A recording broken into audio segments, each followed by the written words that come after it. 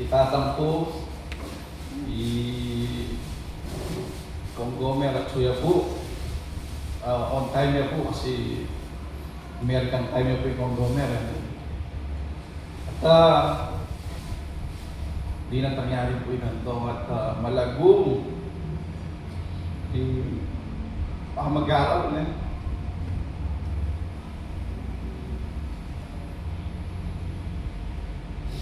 Wala mo excited ka palagi uling ka rin pa mag-aaral kay Ginoo.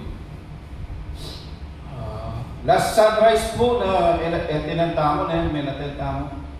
Okay, Ginoo. Tapos kitang first part nakita pong John 20. Mayakit siya ka rin nung mga nanuya ka-excited itang Mary Magdalene. Anyang inaikit ang Ginoo, kitang kayang pagputan, memulaiya po na. Nino po si Biana na? Si Biana na lang po ni Pedro. At makanyan mo naman ni Pedro, excited lang.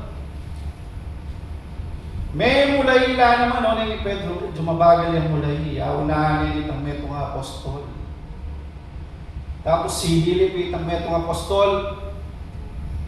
After that, aunahan na naman Pedro, mabilis siya dito ni Pedro. Naalayo pinigilo pero atsuy itang tela, karin pinalot hindi ang tamang Diyos. After that, milabas yung palang Rinaldo. Apin niya po itang binasa ng pastor. Naring disipulo, miyabe-yabe lang pasibay. They were in that house, not to rejoice, but to be with one another in times of trouble. Mitatakutan labo ang disipulo. They are afraid of what they don't know. Na magyari ka rin. They were afraid of the Jewish leadership at that time. Kaya ilang biyabi-yabi lang, manalangin lakarin. At that enclosed area, kalupan na nini, siguro malati ang kanilitang karelang no karelang biyabi-yabi. They were together at that place. And suddenly, our Lord Jesus Christ came. Jesus came and He says, peace. Jesus Christ is bringing peace. Ikalibot na rin kinatamang takot. At that time, nagtakot na rin disipulo. Pagbapululugta mo po kaning kilog isang ban, kinatamang iglesia. Nandin bala mo, piling kumalungkot mo. Siguro, mapagalta mo,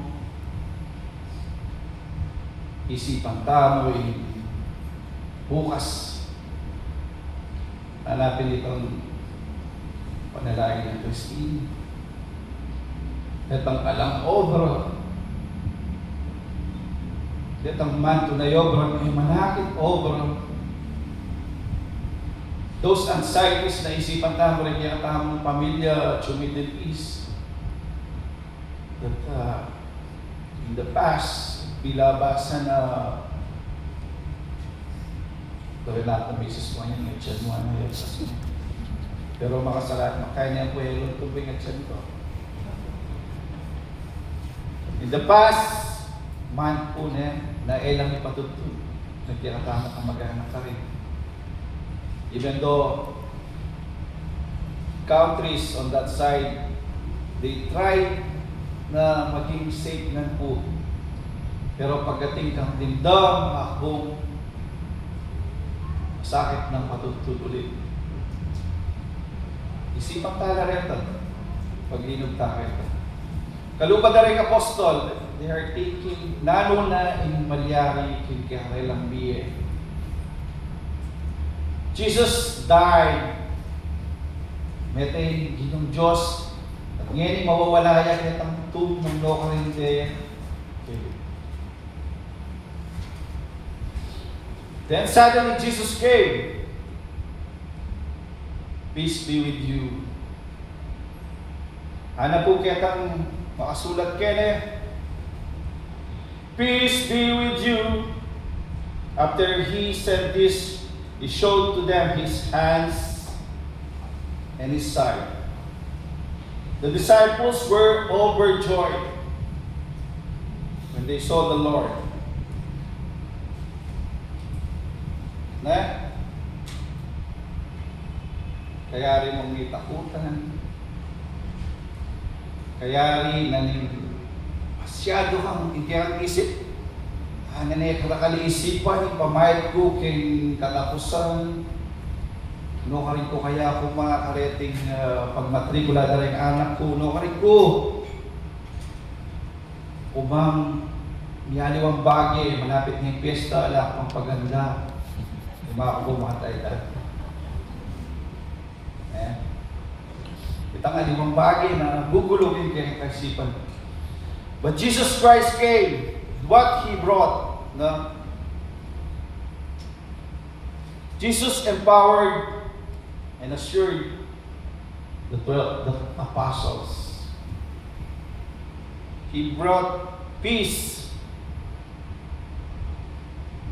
Nagdalayang kapayapan, nagdalayang assurance that He died, and that evidence that He is alive. Then later on, sabi na Karela, as the Father has sent me, I am sending you. Pinananong obra He is commissioning them. Then later on He says,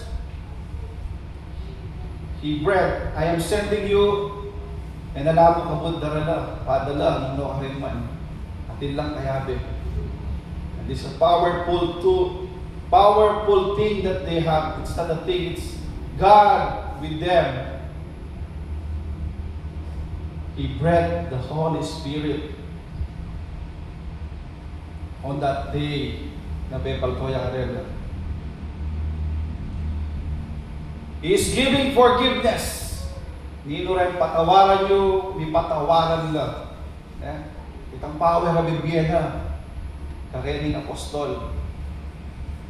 And He is giving the proof of resurrection. Di ba po itang prueba na ni may biyayang Diyos. Mumuna, binyayin na kang Lazarus. Natandaan niyo po before those days, He proved that He can make a dead person alive. Kamamilatanan ni kayang kaluguran ni Lazarus. And then, kapamilatanan ni kayang sarili. Iya mismo, na sabi ng tatang ko, rin ka ng kapatagtamong patutubo ay lang maniwala hanggang edeyakit yung mga bagay. Tutumo naman po ka rin Japanese, halimbawa yung Amanwandang Genshi Genbutsu. Yung Genshi Genbutsu ay muli na sabihan, lawen me, higyan ang sarili, babang apatunayan.